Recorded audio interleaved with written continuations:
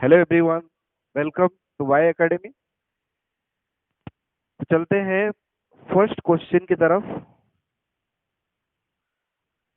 जैसे कि आपको पता है हम लॉज ऑफ मोशन डिस्कस कर रहे थे। तो हम कैसे डिस्कस करते हैं, हम क्वेश्चन लेते हैं और क्वेश्चन के थ्रू हम कंसेप्ट को समझते हैं। तो पहला क्वेश्चन आपके सामने है, तो आप चाहो तो वीडियो पॉज करके आप खुद ट्राई कर सकते हो। तो मैं क्वेश्चन पढ़ता हूँ। Two bodies A and B of masses 10 kg and 15 kg respectively, 10 kg and 15 kg respectively, kept on a smooth horizontal surface, है ना। स्मूथ हॉरिजॉन्टल सरफेस मतलब फ्रिक्शन जीरो है, ठीक है। are tied to the ends of a light string, है ना। तो object A और ऑब्जेक्ट बी स्ट्रिंग के दोनों एंड के साथ बंधे हुआ है, ठीक है।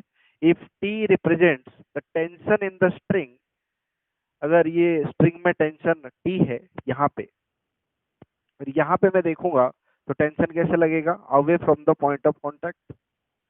टेंशन ऐसे लगेगा।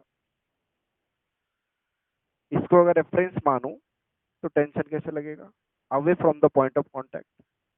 बोल रहा है टी लग रहा है। यहाँ पे बी पे बैठ के अगर इस पॉइंट को रेफरेंस पॉइंट मानूं तो यहाँ पे टेंशन कैसे लगेगा, away from the point of contact, ठीक है। तो टेंशन ऐसे लग रहा है ना। तो जैसे ही थ्रेड या स्ट्रिंग स्ट्रेच होता है तो टेंशन लगता है, ठीक है ना। और टेंशन कैसे लगता है, away from the point of contact, है ना। मतलब आप ये इमेजिन कर सकते हो जो टेंशन है ना, उस स्ट्रेचिंग को अवॉइड करता है, स्ट्रेचिंग को क्या करता है, रेजिस्ट करता है। इसलिए देखो स्ट्रेचिंग इस तरफ होने वाला है, ठीक है। तो टेंशन ऐसे लगता है ना। टेंशन स्ट्रेच को अवॉइड करता है, स्ट्रेस को रेजिस्ट करता है, ये बोल सकते हैं आप। इस तरीके से आप याद रख सकते हो कि टेंशन का डायरेक्शन क्या होगा, away from the point of contact, ठीक है। तो बोल रहा है अगर हम 500 न्यूटन का फोर्स लगाए on a mass of 10 kg, if T represents the tension in the string when a horizontal force of 500 Newton is applied to A, अगर A के ऊपर हम 500 न्यूटन का फोर्स लगाते, इसके ऊपर A के ऊपर अगर 500 न्यूटन का फोर्स लगाते, मतलब 10 केजी के ऊपर अगर 500 न्यूटन का फोर्स लगाते, तो टेंशन कितना डेवलप होता है स्ट्रिंग में, T टेंशन डेवलप होता है। नेक्स्ट जो स्टेज है, क्या लिखा है, and T prime be the tension when it is applied to the B, when then which of the following is true, ठीक है। बोल रहा है अगर ऑब्जेक्ट बी जो कि 15 केजी का है, उसके ऊपर अगर हम 500 न्यूटन का फोर्स अप्लाई करते हैं, तो यहाँ पे जो टेंशन डेवलप होता है वो होता है टी प्राइम, है ना। यहाँ पे जो टेंशन डेवलप होता है वो टी प्राइम होता है ना। इसको अगर हम पॉइंट ऑफ रेफरेंस माने तो यहाँ पे टेंशन का डायरेक्शन क्या होगा, away from the point of contact ऐसे।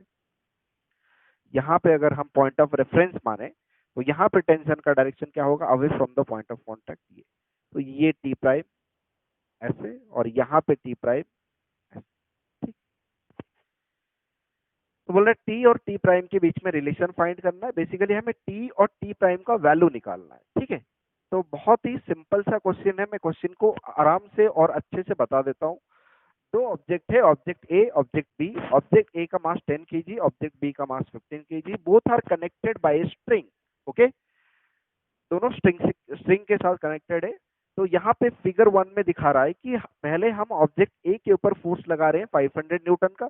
जैसे ही हम ऑब्जेक्ट ए के ऊपर 500 न्यूटन फोर्स लगा रहे हैं, तो इनके बीच में जो स्ट्रिंग है वो स्ट्रेच हो रहा है, और स्ट्रेच होने की वजह से इनके अंदर, स्ट्रिंग के अंदर टेंशन डेवलप हो रहा है। और कितना टेंशन डेवलप हो रहा है, टी टेंशन डेवलप हो रहा है ना।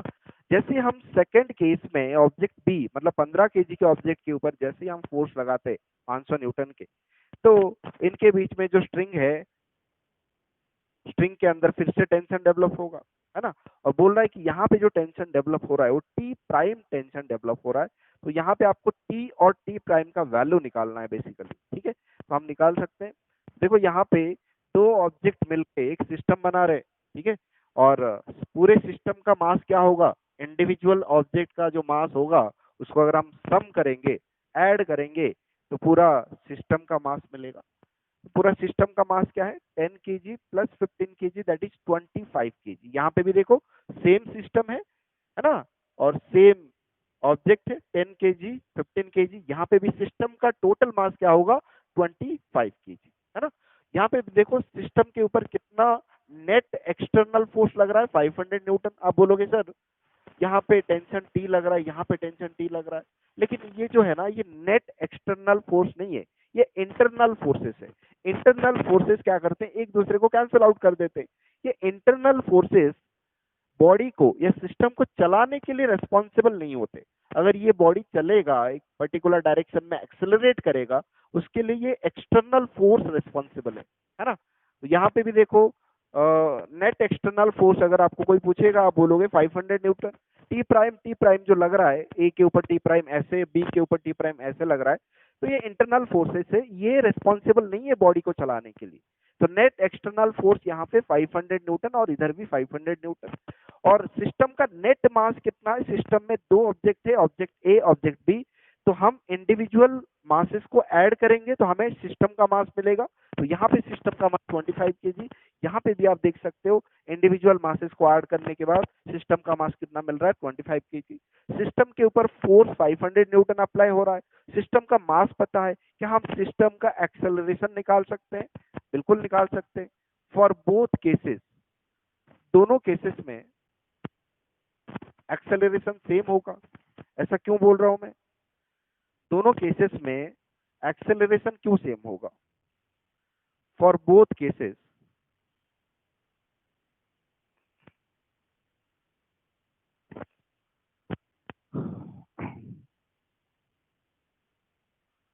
नेट फोर्स भी सेम है, सिस्टम का मास भी सेम है, तो एक्सेलरेशन भी सेम होगा। तो यहाँ पे एक्सेलरेशन क्या होगा? Net force divided by mass. Net force कितना लग रहा है? Net external force that is 500 Newton divided by net mass of the system that is 25 kg। 25 kg, तो ये कितना हो जाएगा 20 मीटर पर सेकेंड स्क्वायर। ये आपका एक्सेलरेशन है। तो सिस्टम का एक्सेलरेशन है 20 metre per second square. First case में जो एक्सेलरेशन होगा वो इस डायरेक्शन में होगा 20 मीटर पर सेकेंड स्क्वायर, क्योंकि नेट एक्सटर्नल फोर्स इस डायरेक्शन में है तो एक्सेलरेशन इसी डायरेक्शन में होगा। सेकेंड केस में जो एक्सेलरेशन होगा वो इस डायरेक्शन में होगा, तो यहाँ पे एक्सेलरेशन क्या हो जाएगा 20 metre per second square. Same acceleration, क्योंकि यहाँ पे नेट एक्सटर्नल फोर्स इस डायरेक्शन में है, तो नेट एक्सटर्नल फोर्स के डायरेक्शन में एक्सेलरेशन होता है। तो एक्सेलरेशन यहाँ पे कितना हो जाएगा 20 मीटर पर सेकेंड स्क्वायर। ठीक है, अच्छा। तो हमें क्या निकालना है? इस केस में टेंशन निकालना है और इस केस में टेंशन निकालना है ना। फिगर 1 को देखते हैं। फिगर 1 में आप देख सकते हो कोई भी इंडिविजुअल बॉडी को स्टडी करते हैं, जैसे कि मैं ऑब्जेक्ट ए को पकड़ लेता हूँ, ठीक है। For object A, for object A, कोई भी ऑब्जेक्ट पकड़ लो। फॉर ऑब्जेक्ट, पूरा सिस्टम में कोई भी ऑब्जेक्ट को पकड़ लो, ऑब्जेक्ट ए को पकड़ लो। क्योंकि ऑब्जेक्ट ए के साथ जो स्ट्रिंग अटैच्ड है, तो उसी स्ट्रिंग में टेंशन कितना है टी है, वही तो निकालना है। तो अ, वैसा ऑब्जेक्ट पकड़ो जिसके साथ टेंशन जो है रिलेटेड होगा, है ना। जैसे कि हमें टी टेंशन चाहिए और टी टेंशन ये स्ट्रिंग में डेवलप हो रहा है और ये वाला स्ट्रिंग ऑब्जेक्ट ए के साथ भी अटैच्ड है और बी के साथ भी अटैच्ड है, तो आप कोई भी ऑब्जेक्ट पकड़ सकते हो। मैं ऑब्जेक्ट ए को कंसिडर कर रहा हूँ, ठीक है। तो ऑब्जेक्ट ए के ऊपर जो फोर्स लग रहा है that is 500 Newton and tension T, ठीक है। लेकिन फाइनली जो एक्सेलरेशन हो रहा है वो इस डायरेक्शन में हो रहा है, 500 न्यूटन के डायरेक्शन में हो रहा है। तो इसका मतलब 500 newton is a greater force as compare to tension, ठीक है। तो यहाँ पे हमें ये इक्वेशन यूज करना पड़ेगा। Net force, net external force is equal to mass into acceleration. तो नेट एक्सटर्नल फोर्स हम कैसे निकालेंगे? बड़ा फोर्स से छोटा फोर्स को माइनस करेंगे, 500 माइनस छोटा फोर्स कितना है T, is equal to mass कितना है इसका 10, और एक्सेलरेशन कितना है यहाँ पे एक्सेलरेशन हमने निकाला कितना है, एक्सेलरेशन कितना है 20 मीटर पर सेकेंड स्क्वायर। तो यहाँ पे अगर मैं कैलकुलेट करूंगा तो क्या हो जाएगा, टी को इस तरफ लेके आता हूँ, टी इज इक्वल टू, और ये अगर इस तरफ आएगा तो ये माइनस हो जाएगा, that is 500 minus 200, 10 into 20 that will B 200। तो टी हो जाएगा आपका 300, टी हो जाएगा आपका 300 Newton. Tension in the first case, है ना, अगर आप ऑब्जेक्ट ए के ऊपर फोर्स लगाते हो तो टेंशन स्ट्रिंग में कितना आएगा, 300 न्यूटन के करीब आएगा। ठीक है, सेकेंड केस में अगर हम दूसरे ऑब्जेक्ट के ऊपर फोर्स लगाएंगे, दूसरे ऑब्जेक्ट मतलब ऑब्जेक्ट बी के ऊपर फोर्स लगाएंगे, तो ए और बी के बीच में जो स्ट्रिंग अटैच्ड है तो इसके अंदर टेंशन कितना आएगा, टी प्राइम आएगा। तो हमें टी प्राइम का वैल्यू निकालना है। तो वही सिनारियो है, यहाँ पे बी ऑब्जेक्ट को पकड़ लो, मैं for object B, for object B, B को पकड़ लिया मैंने। ठीक है, देखो बी के ऊपर जो फोर्स लग रहा है, देखो इधर 500 न्यूटन लग रहा है, इधर लग रहा है टी प्राइम, है ना, टेंशन टी प्राइम, है ना, और चल किसे रहा है, 500 न्यूटन के डायरेक्शन में चल रहा है। तो यहाँ पे बड़ा फोर्स आपको दिख रहा है 500 न्यूटन, क्योंकि उसी डायरेक्शन में एक्सेलरेशन हो रहा है।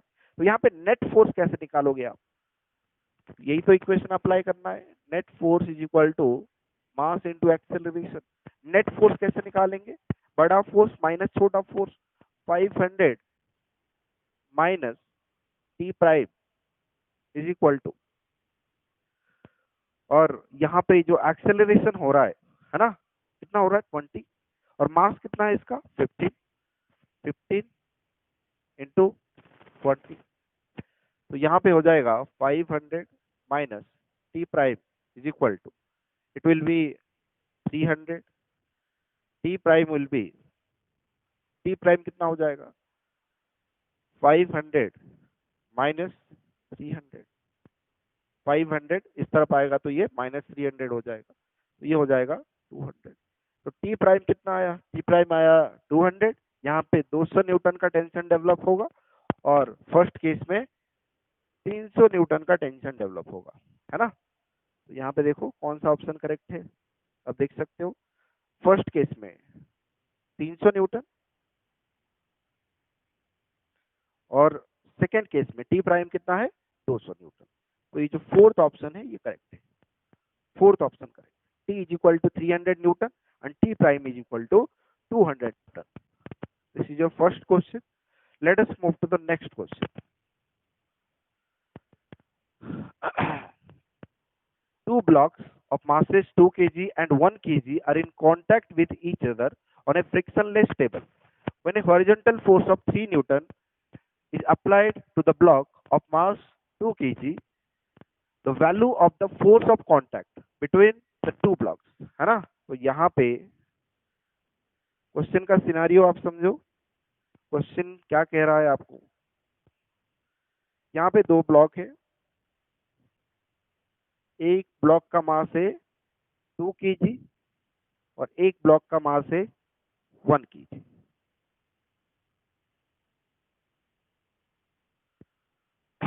और दोनों ब्लॉक एक फ्रिक्शनलेस टेबल के ऊपर रखे हुए हैं, और दोनों ब्लॉक कांटेक्ट में, है ना। अगर किसी भी दो सरफेस कांटेक्ट में आएंगे तो उनके बीच में एक फोर्स डेवलप होता है, that is known as normal force. ये भी इसके ऊपर नॉर्मल फोर्स अप्लाई करेगा, और ये जो 1 kg का ऑब्जेक्ट है ये भी 2 kg के ऑब्जेक्ट के ऊपर नॉर्मल फोर्स अप्लाई करेगा। ये आपको अच्छे से पता है, नॉर्मल फोर्स एक दूसरे के ऊपर अप्लाई करेंगे, और जो नॉर्मल फोर्स होगा उसका डायरेक्शन क्या होगा, perpendicular to the surface of contact. जो सरफेस ऑफ कांटेक्ट है ना उसको परपेंडिकुलरली नॉर्मल फोर्स लगेगा।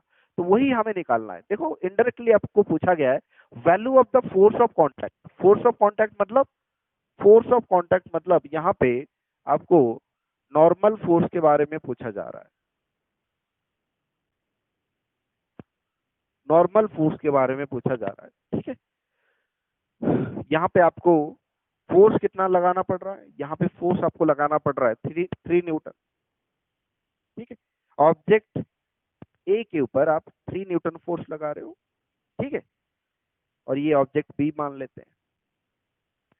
तो दोनों सरफेस कांटेक्ट में है तो यहाँ पे नॉर्मल फोर्स आएगा। तो 1 kg ऑब्जेक्ट 2 kg ऑब्जेक्ट के ऊपर नॉर्मल फोर्स लगाएगा ऐसे perpendicular to the surface of contact, और 2 kg का ऑब्जेक्ट 1 kg के ऑब्जेक्ट के ऊपर भी नॉर्मल फोर्स लगाएगा perpendicular to the surface of contact. ठीक, तो ये नॉर्मल फोर्स हमें निकालना है, कहीं ना कहीं ये नॉर्मल फोर्स हमें निकालना है। ठीक, तो अगर 3 न्यूटन एक्सटर्नल फोर्स आप अप्लाई करोगे तो ये सिस्टम जो है, सिस्टम में दो ऑब्जेक्ट है 2 kg का एंड 1 kg का, तो ये जो सिस्टम है ये सिस्टम एक्सेलरेट करेगा कहीं ना कहीं, तो ये एक्सेलरेशन पहले हम निकाल लेते हैं, है ना।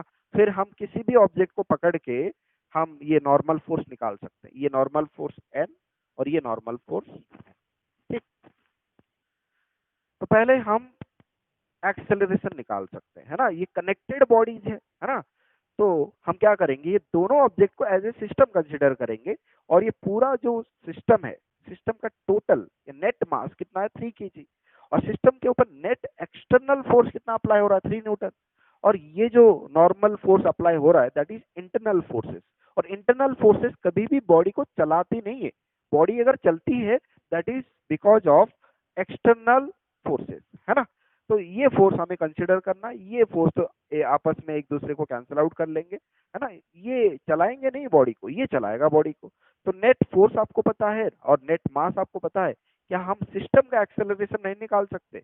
बिल्कुल निकाल सकते हैं। यहाँ पे सिस्टम का एक्सेलरेशन क्या हो जाएगा, net force is equal to mass into acceleration, acceleration is equal to net force divided by net mass. तो यहाँ पे net force, net external force लग रहा है 3 newton divided by net mass, system का पूरा मास कितना है 2 kg प्लस 1 kg, है ना। कितना हो गया 3 kg। तो ये हो जाएगा एक्सेलरेशन आपका हो गया 1 मीटर पर सेकेंड स्क्वायर। तो ये जो सिस्टम बना है ये पूरा 1 metre per second square acceleration के साथ आगे मूव कर रहा है। ठीक है, तो अगर पूरा सिस्टम का acceleration 1 metre per second square है तो इसका भी 1 मीटर पर सेकेंड स्क्वायर और इसका भी 1 मीटर पर सेकेंड स्क्वायर। तो हम किसी भी ऑब्जेक्ट को कंसिडर करते हैं, फॉर एग्जाम्पल मैं ऑब्जेक्ट ए को कंसिडर कर लेता हूँ या बी को, जो भी आपका मन करे, जैसे कि मैं फॉर एग्जाम्पल बी को कंसिडर कर लेता हूँ, है ना, फॉर ऑब्जेक्ट बी। अब किसी भी ऑब्जेक्ट को कंसिडर कर लो, आपको नॉर्मल मिल जाएगा फॉर ऑब्जेक्ट बी। बी को अगर कंसिडर करेंगे, देखो बी के ऊपर, बी को कौन चला रहा है, बी को ये 3 न्यूटन का फोर्स नहीं चला रहा है, बी को चला रही है नॉर्मल फोर्स, है ना। तो बी के ऊपर एक ही फोर्स लग रहा है दैट इज नॉर्मल फोर्स, है ना। और कोई तो फोर्स नहीं लग रहा है, इधर भी लग रहा है, ग्राउंड भी लगा रहा है नॉर्मल फोर्स, लेकिन ये जो नॉर्मल फोर्स ऊपर की तरफ लग रहा है, और ये जो मोशन कर रहा है हॉरिजॉन्टल मोशन कर रहा है, तो ऊपर की डायरेक्शन में जो नॉर्मल फोर्स लग रहा है वो चला नहीं रहा है, कौन चला रहा है, यही वाला नॉर्मल फोर्स चला रहा है इसको, है ना। तो यहाँ पे अगर हम देखेंगे force is equal to mass into acceleration, तो यहाँ पे आप देखो फोर्स लग रहा है नॉर्मल फोर्स, एक ही फोर्स लग रहा है जो कि चला रहा है, मास इनटू एक्सेलरेशन, मास है 1, क्योंकि पूरा सिस्टम का एक्सेलरेशन अगर 1 मीटर पर सेकेंड स्क्वायर है तो इसका भी वही होगा। तो यहाँ पे क्या हो गया 1 न्यूटन। आप बोलोगे ऐसा कैसे, अगर हम ए को कंसिडर करेंगे तो कुछ और आंसर आएगा, देख लेते हैं। और ऑब्जेक्ट ए के ऊपर देखो दो फोर्स लग रहा है, एक तो 3 न्यूटन का एक्सटर्नल फोर्स लग रहा है और एक नॉर्मल फोर्स ये लगा रहा है, बी लगा रहा है। ठीक है, तो यहाँ पे दोनों फोर्स को कंसिडर करके हमें नेट एक्सटर्नल फोर्स निकालना पड़ेगा, है ना। यहाँ पे नेट एक्सटर्नल फोर्स क्या हो जाएगा देखो एक्सेलरेशन इस तरफ हो रहा है, तो इसका मतलब 3 newton is comparatively bigger force as compare to normal force, है ना। तो यहाँ पे नेट फोर्स कैसे निकालेंगे, 3 minus normal force is equal to mass कितना है 2 kg और acceleration 1 metre per second square. तो ये कितना हो गया 3 minus N is equal to 2। तो एन को अगर इस तरफ लेके आया तो एन इज इक्वल टू, तो ये हो जाएगा 3 माइनस 2 दैट इज 1 न्यूटन। यहाँ से भी आपको वही मिल रहा है 1 न्यूटन। मैंने बोला ना किसी भी ऑब्जेक्ट को कंसिडर करो आपको नॉर्मल फोर्स आपको मिल जाएगा, कोई दिक्कत वाली बात है नहीं, है ना। चलते हैं नेक्स्ट क्वेश्चन के तरफ। ये 1 न्यूटन आंसर टिक कर लेना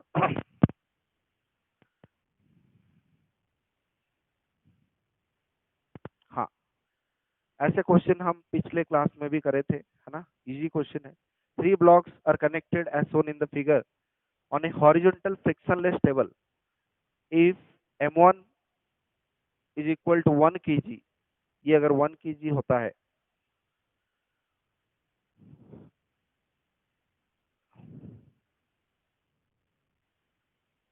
and m2 is 8 kg, this is 8 kg, and m3 is 27 kg, m3 कितना बोल रहा है 27 kg, and T3 is 36 Newton. ये जो फोर्स अप्लाई कर रहा है ना, ये 36 Newton.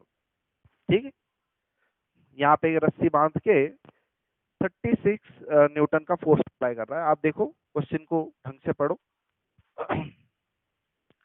m1, m2, m3, there are three masses, 1 kg, 8 kg, 27 kg, all are connected by two strings, first string this one and second string this one, this string connects m1 and m2 and this string connects m2 and m3। ठीक, तो ये string अलग है, ये string अलग है। अगर हम इसको ऐसे फोर्स लगा के खींचेंगे तो स्ट्रिंग स्ट्रेच करेगा, यहाँ पे टेंशन डेवलप होगा। तो यहाँ पे टेंशन कितना डेवलप हो रहा है T2, शायद यही हमें निकालना है, T2 टेंशन हमें निकालना है। और यहाँ पे हम देखेंगे, इसको हम पॉइंट ऑफ रेफरेंस लेंगे तो टेंशन का डायरेक्शन क्या होगा, away from the point of contact. यहाँ पे बैठ के अगर हम देखेंगे तो टेंशन का डायरेक्शन क्या होगा, away from the point of contact. तो T2 यहाँ से ऐसे लगता हुआ दिखेगा और यहाँ से ऐसे लगता हुआ दिखेगा। ठीक, तो यहाँ पे भी आप देखोगे टेंशन ऐसे लगेगा, away from the point of contact, और यहाँ पे भी है ना, यहाँ से आप अगर आप देखोगे तो टेंशन ऐसे लगता हुआ दिखेगा, away from the point of contact. यहाँ पे टेंशन लग रहा है T1, यहाँ पे लग रहा है T2, क्योंकि अलग अलग स्ट्रिंग है तो टेंशन अलग अलग लगेगा। ठीक, तो हमें बेसिकली T2 निकालना है। तो ये कनेक्टेड बॉडी है, तो आपको पता है कनेक्टेड बॉडी में हम क्या करते हैं, पूरा जो सिस्टम है ना, 1 मिनट,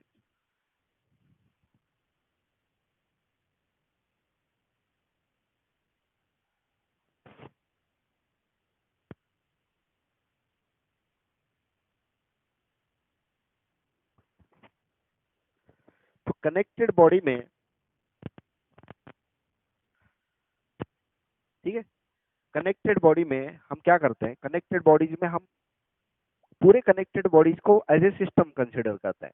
यहाँ पे सिस्टम में 3 ऑब्जेक्ट है, M1, M2, M3। ठीक है, तो आपको भी पता चल रहा है यहाँ पे अगर हम फोर्स लगाएंगे तो पूरा सिस्टम एक्सेलरेट करेगा, शायद इस डायरेक्शन में एक्सेलरेट करेगा, है ना। तो ये एक्सेलरेशन जितना हम निकालेंगे वही एक्सेलरेशन का वैल्यू इसका भी होगा, इसका भी होगा, इसका भी होगा। मान लेते हैं कि ये 2 metre per second square acceleration के साथ चलेगा ये सिस्टम। तो आपको अगर कोई पूछेगा कि M1 कितनी एक्सेलरेशन के साथ चलेगा, आप बोलोगे सर ये कनेक्टेड बॉडी है ना। तो पूरा सिस्टम का जो एक्सेलरेशन होगा, इंडिविजुअल बॉडी का भी वही एक्सेलरेशन होने वाला है। ठीक, तो हम पूरे सिस्टम का एक्सेलरेशन निकाल लेते हैं। एक्सेलरेशन कैसे निकालेंगे, net external force applied it is equal to mass of the system into acceleration. यहाँ पे नेट एक्सटर्नल फोर्स कितना लग रहा है, 36 न्यूटन। ये जो T1, T2 ये तो इंटरनल फोर्सेस है ना, ये कभी बॉडी को नहीं चलाएंगी। तो कौन चला रहा है, 36 newton. It is equal to mass, mass अगर हम देखेंगे तो मास हमें पूरा सिस्टम का लिखना पड़ेगा। तो यहाँ पे देखो 9 और ये हो गया 27, ये हो गया कितना 36। एक्सेलरेशन है ना, तो एक्सेलरेशन यहाँ से आप निकाल सकते हो।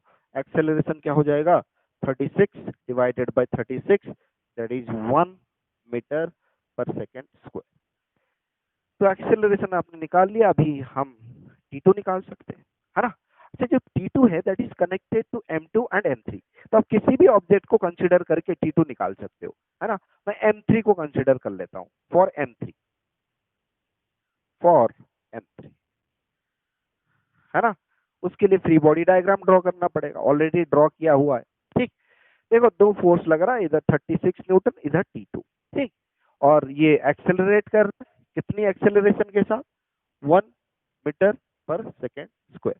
ऑब्वियसली जिस डायरेक्शन में एक्सेलरेट करता है उसी डायरेक्शन में नेट एक्सटर्नल फोर्स होता है।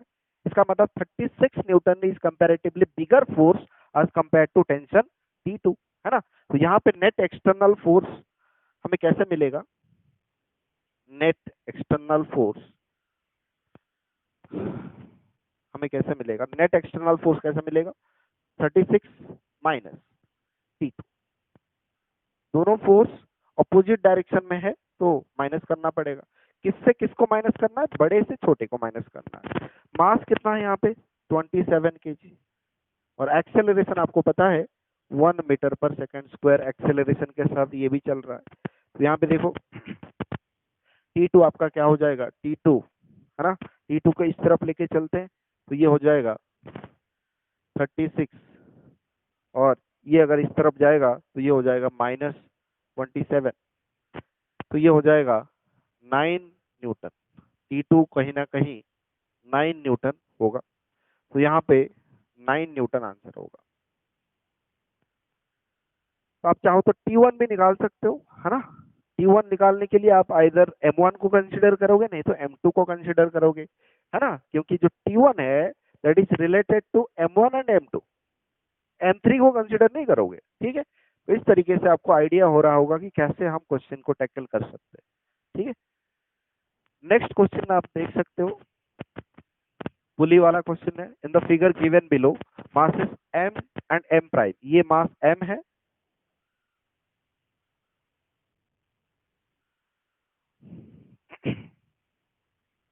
ये M अच्छे से लिख देता हूं, और ये M प्राइम, ठीक है, are tied with a thread passing over a pulley. Pulley के ऊपर से पास कर रहा है ये थ्रेड, एक ही सिंगल थ्रेड है, तो टेंशन हर जगह पे सेम होगा, बस डायरेक्शन जो है वो रेफरेंस पॉइंट के ऊपर डिपेंड करेगा, ठीक है। क्या लिखा है?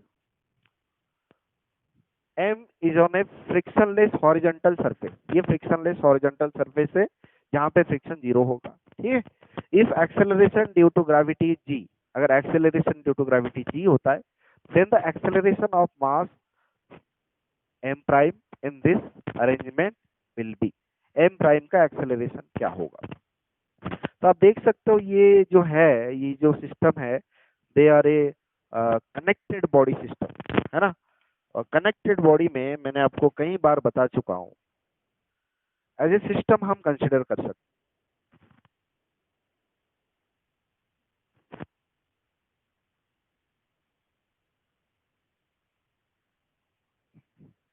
कनेक्टेड बॉडी में अगर आप थोड़ा सा ध्यान से देखोगे, होता क्या है, ये नीचे के डायरेक्शन में एक्सेलरेट करेगा, मान लेते हैं ये ए एक्सेलरेशन के साथ नीचे के डायरेक्शन में एक्सेलरेट करेगा, तो जितनी एक्सेलरेशन के साथ नीचे के डायरेक्शन में एक्सेलरेट करेगा, ये उतनी एक्सेलरेशन के साथ आगे बढ़ेगा। आप ये इमेजिन कर पा रहे हो, ये जैसे जैसे नीचे जाएगा वैसे वैसे ये आगे बढ़ेगा, है ना।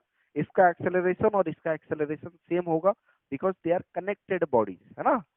तो ये आपको पता चलना चाहिए, है ना। और बाकी रहा फोर्स कितना लग रहा है, अगर हम इंडिविजुअल एनालिसिस करेंगे, इसका एनालिसिस करते हैं, ये एक्सेलरेट क्यों हो रहा है? क्योंकि ये जैसे चल रहा है ये भी चल रहा है ना। मतलब इसका एनालिसिस पहले कर लेते हैं।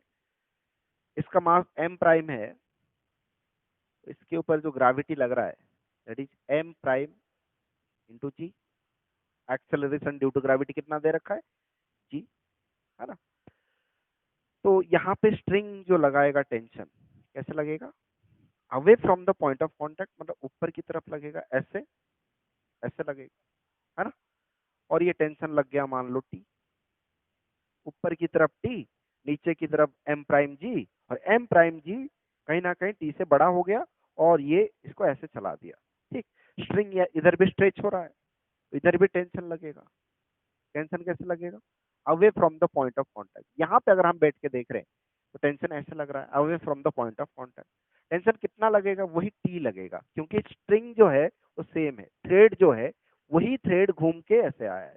तो इधर अगर टेंशन T लग रहा है, इधर भी टेंशन T लगेगा।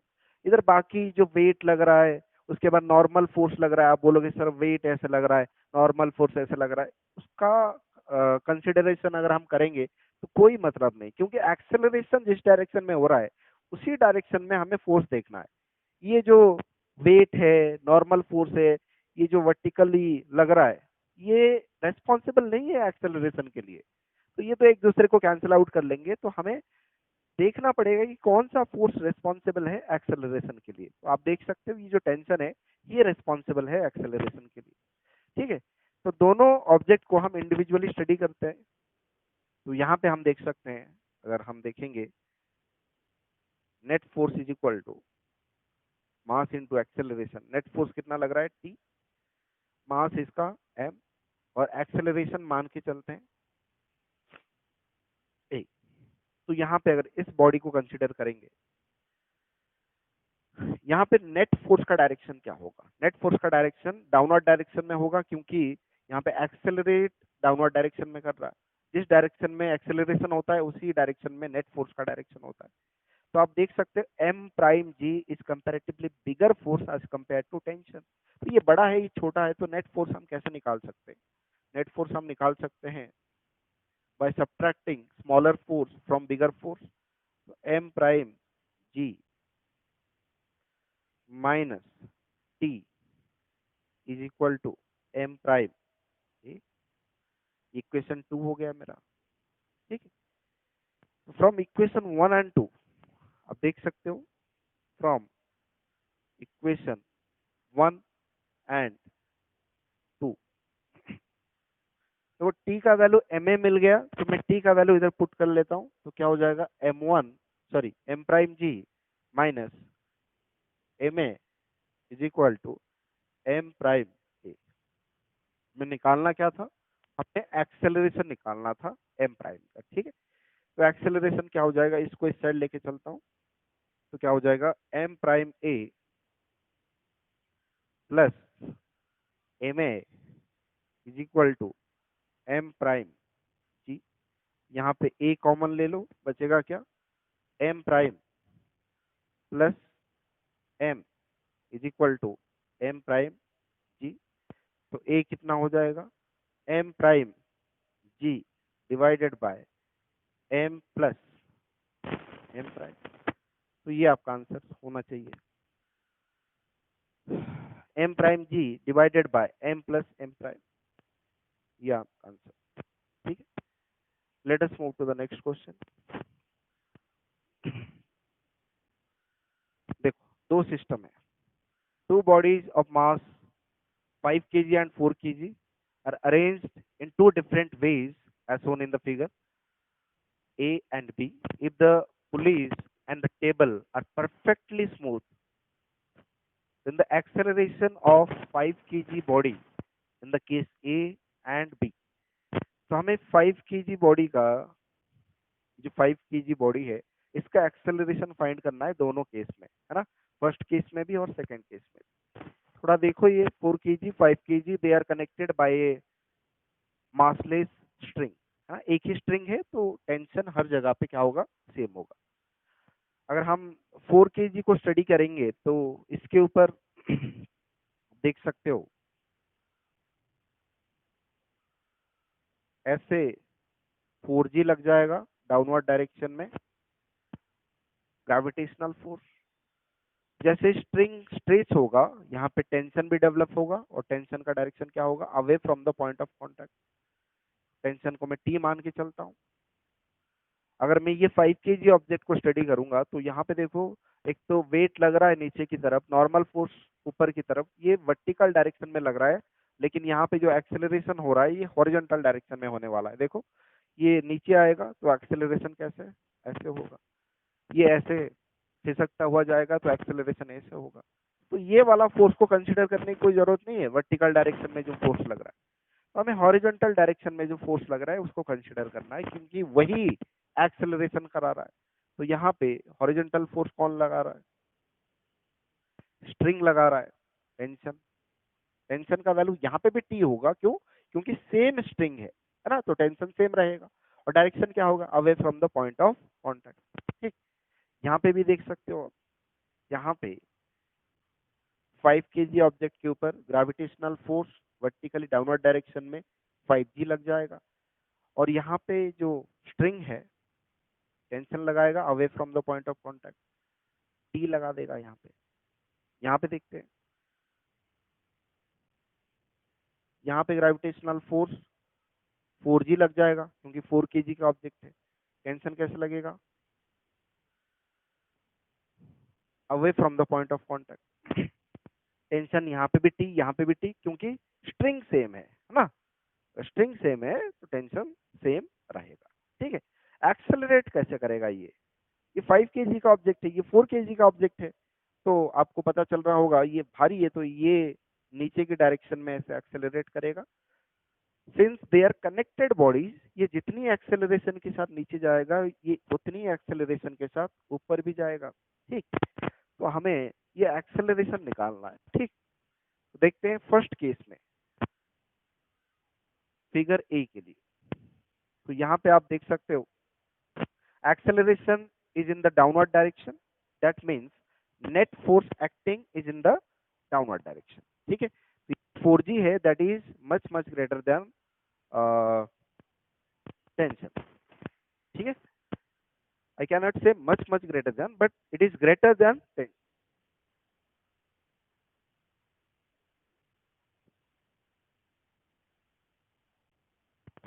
टेंशन से ये बड़ा है इसलिए तो ये नीचे की तरफ लेके जा रहा है। तो यहाँ पे अगर मैं इक्वेशन लिखूंगा, net external force is equal to mass into acceleration. यहाँ पे 4 केजी ऑब्जेक्ट के लिए नेट एक्सटर्नल फोर्स अगर देखेंगे 4g नीचे की तरफ और t ऊपर की तरफ, इसलिए माइनस t, है ना। छोटे फोर्स को बड़े फोर्स से मैंने सब्ट्रैक्ट कर दिया, नेट फोर्स निकल गया। It is equal to mass कितना है 4 और एक्सेलरेशन नहीं, ए लेके चलते हैं। तो यहाँ पे देखते हैं 5 केजी ऑब्जेक्ट के लिए क्या हो जाएगा। देखो एक ही फोर्स लग रहा है, टेंशन टी, नेट फोर्स, मास कितना है 5 केजी, एक्सेलरेशन सेम, जो भी इसका एक्सेलरेशन होगा इसका भी वही एक्सेलरेशन होगा, t is equal to 5a, t is equal to 5a, equation 1 and equation 2। t is equal to 5a अगर इधर पुट करता हूं तो क्या हो जाएगा 4g minus 5a is equal to 4a, that will be 4g is equal to 9a। तो यहाँ पे a क्या हो जाएगा, एक्सेलरेशन क्या हो जाएगा 4g divided by 9, 4g divided by 9। तो देखो यहाँ पे कहीं ना कहीं दिख रहा होगा 4g डिवाइडेड बाय 9, ऑप्शन 2 में दिख रहा है। चलो फिर भी यहाँ पे भी निकाल लेते हैं, है ना। यहाँ पे एक्सेलरेशन क्या होगा, तो 4 केजी केस बी, है ना। 4 केजी ऑब्जेक्ट को देखो, यहाँ पे दो फोर्स लग रहा है, 4g in the downward direction and t in the upward direction, but the motion is in the upward direction. इसका मतलब नेट एक्सटर्नल फोर्स जो है वो अपवर्ड डायरेक्शन में लग रहा है। ठीक, तो t जो है tension force, it is much और I can say t is bigger force as compare to 4g, है ना। तो यहाँ पे नेट फोर्स कैसे निकालेंगे, बड़ा फोर्स माइनस छोटा फोर्स कितना है 4g, ऊपर के डायरेक्शन में मोशन हो रहा है तो t कंपैरेटिवली बड़ा होगा, तो t को पहले लिखा और 4g कंपैरेटिवली छोटा होगा, 4g को बाद में लिखा फिर माइनस किया, तो नेट फोर्स मिल गया। It is equal to mass into acceleration. Mass कितना है 4 और एक्सेलरेशन आपको दिख रहा है ए एक्सेलरेशन के साथ आगे बढ़ रहा है। ठीक है, मान के चलते हैं। तो ये मेरा पहला इक्वेशन मिल गया। सेकंड इक्वेशन देखो, यहाँ पे 5 केजी का ऑब्जेक्ट है, gravitational force 5g in the downward direction, tension in the upward direction, but the acceleration in the downward direction, that means net external force is acting in the downward direction। 5g is comparatively bigger as compared to t। यहाँ पे अगर मैं देखूंगा तो 5g जो है ये बड़ा फोर्स है जो कि नीचे लेके जा रहा है, 5g minus t is equal to mass into acceleration 5 into 8। तो ये इक्वेशन 2 हो गया। दोनों को ऐड कर लेते हैं, t माइनस टी कैंसिल हो जाएगा, 5g minus 4g, that will be g, it is equal to 4a plus 5a, that will be 9a। तो a यहाँ पे निकल के आ जाएगा, a is equal to g by 9, a is equal to g by 9। This is your answer, g by 9। पहला answer 4g by 9, 4g by 9 and g by 9. Option 2 is the correct answer। Let us move to the next question।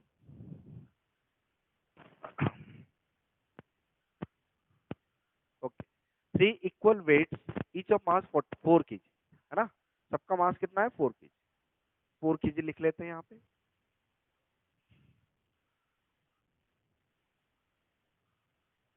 4 kg, this is also 4 kg and 4 hanging on a string passing over a fixed pulley as shown in the figure. What is the tension in the string connecting weights B and C? B and C को जो string connect कर रहा है, जो thread connect कर रहा है, इसके अंदर कितना टेंशन डेवलप हो रहा है। देखो यहाँ पे दो स्ट्रिंग है, एक तो ए और बी को कनेक्ट कर रहा है और दूसरा स्ट्रिंग बी और सी को कनेक्ट कर रहा है, ठीक है। तो यहाँ पे जो ए और बी को कनेक्ट कर रहा है, जो स्ट्रिंग ए और बी को कनेक्ट कर रहा है, इधर कुछ टेंशन डेवलप होगा। और बी और सी को जो स्ट्रिंग कनेक्ट कर रहा है, दूसरा कोई स्ट्रिंग है, तो इसमें कुछ अलग टेंशन डेवलप होगा। मान के चलते हैं यहाँ पे जो टेंशन डेवलप होगा, पहले ये बताओ, ये जो 4 kg का मास है, यहाँ पे जो ग्रेविटेशनल फोर्स लगेगा वर्टिकली डाउनवर्ड डायरेक्शन में लगेगा और कितना लगेगा 4g। और यहाँ पे टेंशन कितना लगेगा, मान के चलते हैं टेंशन लगेगा यहाँ पे T1। और कैसे लगेगा, away from the point of contact, ऐसे लगेगा, है ना। यहाँ से अगर हम देख रहे हैं तो टेंशन ऐसे लगेगा, away from the point of contact. अगर हम ऑब्जेक्ट बी को कंसिडर करेंगे तो यहाँ पे आप देख सकते हो, यहाँ पे मास की वजह से ग्रेविटेशनल फोर्स 4g नीचे की तरफ लगेगा। और ये जो स्ट्रिंग के साथ कनेक्टेड है, सेम स्ट्रिंग है, सेम स्ट्रिंग, तो टेंशन क्या रहेगा, वही सेम रहेगा T1। तो कैसे, away from the point of contact, away from the point of contact, ठीक। इसके ऊपर और एक भी फोर्स लग रहा है, ये पता चल जाएगा। अच्छा, ऑब्जेक्ट सी, इसके ऊपर gravitational force 4g in the downward direction, tension ऐसे लगेगा, away from the point of contact. ये दूसरा स्ट्रिंग है, तो यहाँ पे टेंशन T1 तो नहीं लग सकता, यहाँ पे क्या लगेगा, T2 लगेगा। और यहाँ पे अगर बैठ के देखेंगे तो स्ट्रिंग में टेंशन T2 ऐसे इस डायरेक्शन में लगेगा, आप देख सकते हो। यहाँ पे टेंशन T2 लगेगा, मतलब ऑब्जेक्ट के ऊपर T1 भी ऊपर की तरफ लग रहा है, T2 भी नीचे की तरफ लग रहा है, 4g भी लग रहा है। ये जो ऑब्जेक्ट बी है, इसके ऊपर तीन फोर्स लग रहा है, T1, T2, 4g। ओके, तो आपको दिख रहा है यहाँ पे सारे जो फ्री बॉडी डायग्राम मैंने ड्रॉ किया है, ये आपको दिख रहा है। 4 kg ऑब्जेक्ट के ऊपर 4g तो ग्रेविटेशनल फोर्स लग रहा है डाउनवर्ड डायरेक्शन में, उसके साथ साथ T1 जो स्ट्रिंग है, टेंशन भी डेवलप कर रहा है T1 away from the point of contact. और यहाँ पे ये भी स्ट्रिंग के साथ कनेक्टेड है, यहाँ पे टेंशन T2 भी डेवलप हो रहा है, क्योंकि दूसरा स्ट्रिंग है। सिंगल स्ट्रिंग होता उसमें टेंशन हर जगह पे सेम होता है, ये अलग स्ट्रिंग है, यहाँ पे टेंशन अलग रहेगा, है ना। अलग मैंने T2 मान लिया, ठीक। तो यहाँ पे अगर मैं इंडिविजुअली आपको दिखाऊं, ऑब्जेक्ट ए, ऑब्जेक्ट ए के बारे में अगर बात करूं तो ए के ऊपर एक तो लग रहा है 4g नीचे की तरफ, T1 ऊपर की तरफ, है ना। मान के चलते हैं ये नीचे के डायरेक्शन में एक्सेलरेट करेंगे, ऑल आर कनेक्टेड बॉडीज, तो ये जितनी एक्सेलरेशन के साथ नीचे जाएंगे, ये उतनी एक्सेलरेशन के साथ ऊपर जाएगा ऑब्जेक्ट ए, ठीक। तो यहाँ पे ऑब्जेक्ट ए जो है ऊपर की डायरेक्शन में एक्सेलरेट कर रहा है। इसके लिए अगर मैं इक्वेशन लिखूं तो ऊपर की डायरेक्शन में एक्सेलरेट कर रहा है, तो नेट एक्सटर्नल फोर्स ऊपर की डायरेक्शन में होगा, T1 बड़ा फोर्स होगा, माइनस 4g ऑपोजिट डायरेक्शन में है, छोटा फोर्स है। नेट फोर्स ये मिल गया आपको, मास इनटू एक्सेलरेशन। यहाँ पे मास कितना है 4 और एक्सेलरेशन, फर्स्ट इक्वेशन मिला आपका, ठीक। ऑब्जेक्ट ए के लिए। ऑब्जेक्ट बी को अगर मैं देखूं तो आपको कहीं ना कहीं सेकंड इक्वेशन मिल रहा होगा। ऑब्जेक्ट बी देखो आप,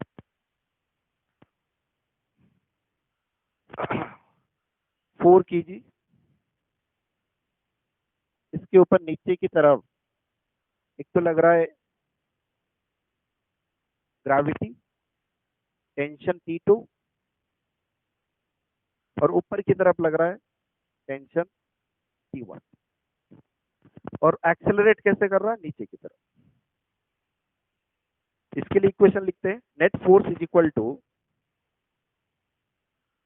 मास इनटू एक्सेलरेशन। यहाँ पे नेट फोर्स निकालना है, acceleration is in the downward direction, इसका मतलब net force is acting in the downward direction.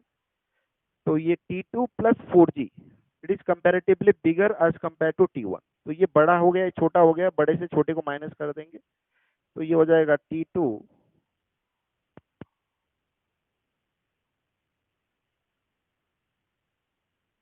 ये हो जाएगा T2 plus 4G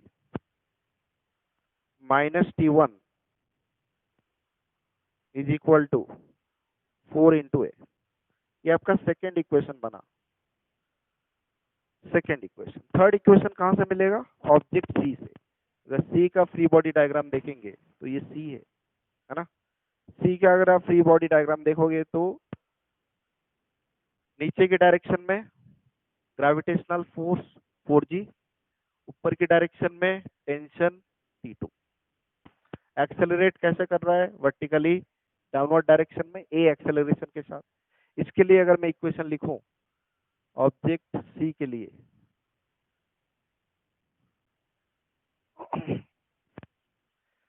net force is equal to mass into acceleration. Net force क्या हो जाएगा, देखो 4G माइनस T2 है ना। वर्टिकली डाउनवर्ड डायरेक्शन में एक्सेलरेट कर रहा है, इसका मतलब नेट फोर्स जो है वर्टिकली डाउनवर्ड डायरेक्शन में एक्ट कर रहा है। 4G कहीं ना कहीं T2 से बड़ा है, तो 4G को मैं T2 को 4G से माइनस कर, ये नेट फोर्स निकल गया। मास कितना पे, मास यहाँ पे 4, एक्सेलरेशन ए मान के चलते हैं। तो ये आपका है। देखो सबके RHS 4A 4A 4A है ना। मैं इक्वेशन 1 एंड 2 से, फ्रॉम इक्वेशन 1 एंड 2 तो क्या कर सकता हूँ, यहाँ पे दोनों को इक्वेट करता हूँ तो ये हो जाएगा, देखो T1 minus 4G is equal to, तो ये क्या हो जाएगा 4A 4A RHS है तो इसका मतलब LHS बराबर हो जाएगा। तो ये क्या हो जाएगा T2 plus 4G minus T1। तो यहाँ पे आप देख सकते हो जो माइनस 4G है, T1 minus 4G is equal to 4A, और इधर है T2 plus 4G, T2 plus 4G minus T1। तो यहाँ पे देखो माइनस 4G प्लस 4G ये भी कैंसिल नहीं हो सकता, T1 और इधर माइनस T1 ये भी कैंसिल नहीं हो सकता। देखते हैं T1 minus 4G, let me see, T2 plus 4G minus T1 is equal to 4A, correct? And this is 4G minus T2 it is equal to 4A। और ये क्या हो गया, ये हो गया आपका 4G, sorry T1 minus 4G होना चाहिए, T1 minus 4G is equal to 4A, सही है। T2 plus 4G minus T1 is equal to 4A, ये भी करेक्ट है। तो दोनों को इक्वेट करेंगे तो क्या आ रहा है, T1 minus 4G is equal to T2 plus 4G minus T1। Okay,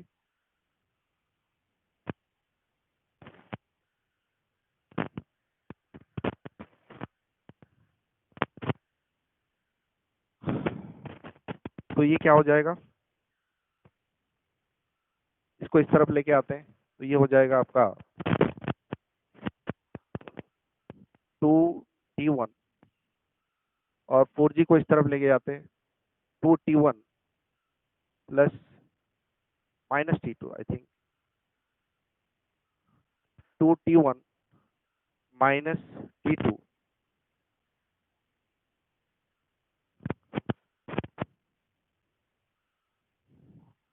2T1 minus T2 is equal to 8G।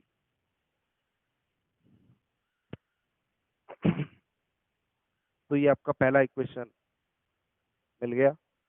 फिर हम क्या करते हैं, 2 और 3 को इक्वेट करते हैं। 2 क्या है, T2 plus 4G minus T1 is equal to, ये है 4G minus T2। 4G cancel हो जाएगा और ये आपका आ जाएगा 2T2 is equal to T1।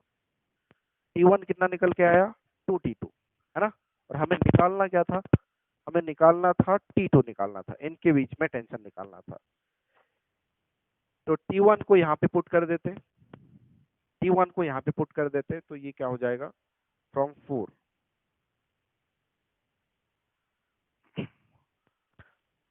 2 into 2T2 minus T2 is equal to 8G, 10 लेके चलते हैं, ये हो जाएगा 80।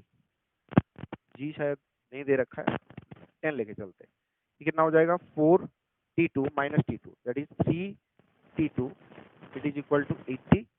तो यहाँ पे T2 हो जाएगा आपका 80/3। 80/3 करीब करीब 26.6 न्यूटन होता है। It will B 26.6 Newton, 26.6 Newton. तो ये आपका बड़ा सा क्वेश्चन था, इसको आप देख लेना और एक बार। नेक्स्ट क्वेश्चन पे चलते हैं, ये शायद आपका लास्ट क्वेश्चन है।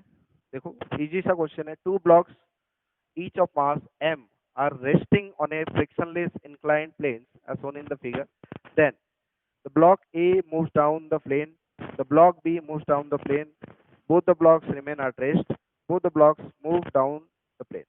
मतलब कौन मूव करेगा, ये मूव करेगा ऐसे, अगर ये ऐसे मूव करा तो A ऐसे मूव करेगा, अगर ये ऐसे एक्सेलरेट करा तो B ऊपर की तरफ मूव करेगा, कोई नीचे कोई ऊपर की तरफ मूव करेगा, है ना। अगर B नीचे की तरफ मूव करा तो A ऊपर की तरफ मूव करेगा क्योंकि कनेक्टेड बॉडीज है। अरे A नीचे की तरफ मूव करा तो B ऊपर की तरफ मूव करेगा, कनेक्टेड बॉडीज है। अगर कोई किसी भी तरफ मूव नहीं कर रहा है तो इक्विलिब्रियम में है सिस्टम, नेट फोर्स सिस्टम के ऊपर 0 है। तो हमें देखना पड़ेगा क्या हो रहा है, किस डायरेक्शन में कौन मूव करेगा, ठीक। अच्छा, एक्चुअली आपको यहाँ पे स्टडी करना पड़ेगा कि मूव कराएगा कौन, है ना। यहाँ पे अगर आप देखोगे जो इसका वेट है, दोनों का मास तो सेम है, दोनों का वेट भी सेम होगा, तो इसका जो वेट है वर्टिकली डाउनवर्ड डायरेक्शन में लगेगा, कितना लगेगा, mg। इसका वेट भी वर्टिकली डाउनवर्ड डायरेक्शन में mg लगेगा, ठीक है। अगर मैं रेक्टेंगुलर एक्सिस ड्रॉ करता हूँ,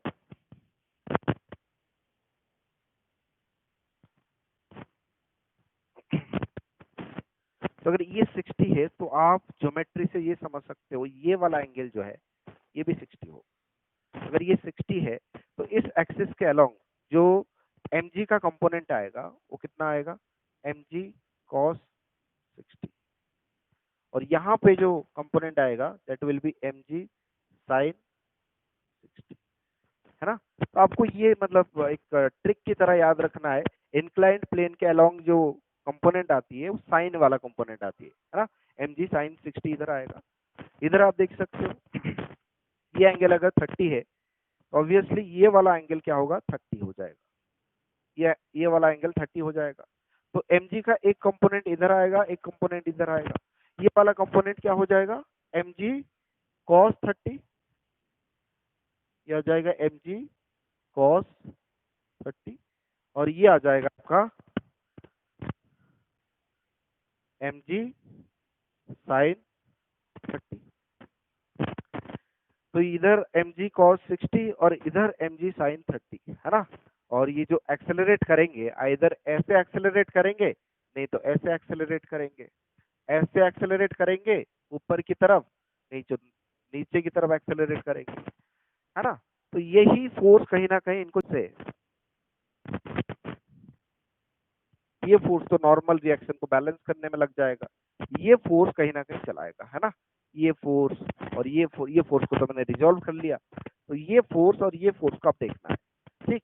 तो यही फोर्स चलाने वाला है, तो इनमें से कौन बड़ा है, mg sin 60 बड़ा है या mg sin 30 बड़ा है। तो आपको दिख रहा है यहाँ पे mg sin 60 कहीं ना कहीं बड़ा है, mg sin 60 is greater than mg sin